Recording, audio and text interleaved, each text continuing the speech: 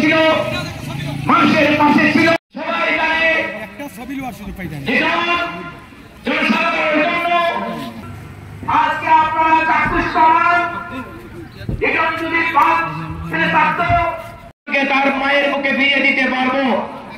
প্রিয় জনতা, আজকে তার বাবা অসুস্থ।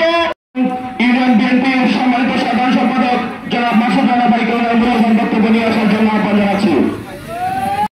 হাজার মানুষ আজকে উপস্থিত হয়েছে আজকের এই জনসমাবেশ, আজকের এই